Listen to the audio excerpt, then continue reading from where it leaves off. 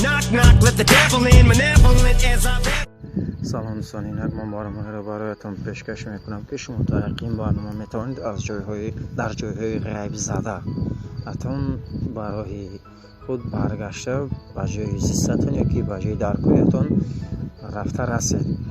مثلا چگونه؟ خب شما به یگان جنگل زار میرد، به یگان بشهزاری که به یگان ملکی بگونه میرد، میخواهید که جای زیست مکانی اساسی خود را پیدا نمایید، اما از سبب نفهمیدن ندانستن شما نمیتوانید که به جای برگشتتون به منزل خود یعنی به منزل خود برگردید.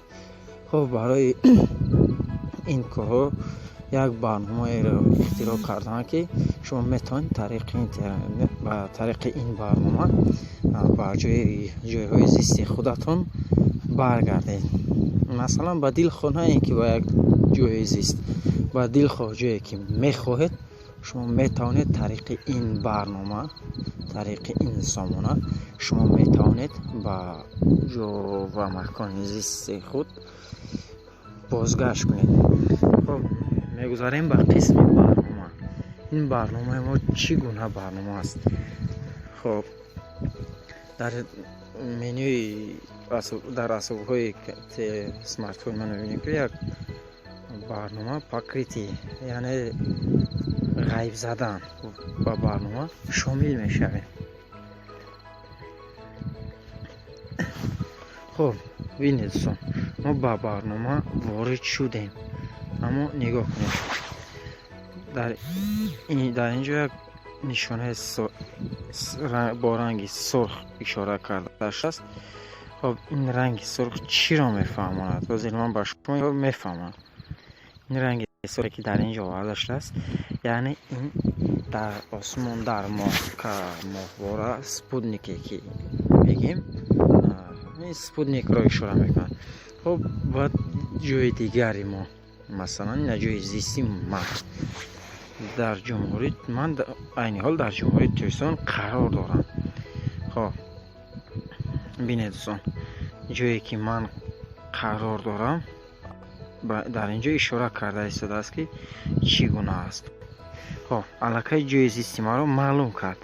شهر کلاب، جماعت زیرکی، دهه زیرکی. دوستان نگاه کنید و یک چیز دیگر را خاطر رسان کنم که دوستان اگر خواهید که هر قدم شما نشانه باند برای پیش از به جای رفتتون شما میتوانید که گیادانی خیلی مثل پلاژین خود را به کار درآورید. وقتی که ما مثل پلاژین خود را به کار می‌داریم هر یک قدمی که میزنیم قدم های ما را نقطه به نقطه این برنامه می‌حسابد و شما میتوانید که طریق این قدم های زدهتون با این برنامه راه خود را پیدا کنید. نگاه کنید دوستان، این برنامه است که نگاه کنید تا چی درجه ما رو به نزدیک آورد.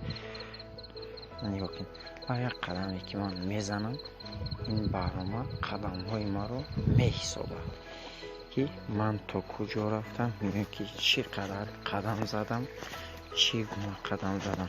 نگاه کنید دوستان، الکی برنامه با طور اتوماتیکی خودش میحسابد. دوستان نگاه کنید برنامه را ببینید که تا چی درجه برنامه خاصیت خوب داشته است. الکی نگاه کنید رنگ های سرخی که در اینجا اشاره کرده است قدم های زده من است. من با این قدم های زده با جای دلخواه خودم رفتم میتونم و اگر خواهم که با جای زیستم برگردم مثلا میگیریم من در جنگل زار هستم، من این برنامه را پیشتر با کار میدارم باید با جنگل میدارم. وقتی که خواهم با جای زیست خودم برگردم طریق این برنامه میتونم که راه خودم رو پیدا کنم، یعنی این برنامه نشانه های خود رو دارد. خب اگر خواهید که ترافیک اینترنت یعنی طرز اینترنت خود را با زبان روسی گوییم سکاروس اینترنت خود را ببینید در اینجا میبینیم صورت سپیدامپ داره. خب در اینجا وارد میشه میبینیم که проверка скорости یعنی که سنجشی حالت اینترنت نگاه میکنیم. дар ин ҷо яку як бора ба мо фаҳмонда наметавонад, аз сабабе ки ин барнома худашам тариқи интернет аст ку подготовка мега, яъне ки ба кор омода шуда истода аст. хоб аллакай барнома ба мо муайян кард ки интернети мо то чӣ дараҷа кор карда истодааст. Суръати баланди интернети мо 800-900 килобайт сония будааст. хоб қисми дигараш нигоҳ кунед. дар ин ҷо тарзи кор бо тариқи вайфайро мефаҳмонад. дар охираш агар шумо хоҳед барои барнома маълумоти бештар пайдо кунед, ин ки барномае ки агар ба шумо маълумот маъқул бошад, шумо метавонед ки дар ин ҷо отправить отзив, ки понятно форм режим тарзи барномаро чӣ хеле ки хоҳед мекунед. хуб дӯстон, ин буд маълумоти ман, маълумоти наве ки дастрас кардам, ба шумо пешниҳод кардам.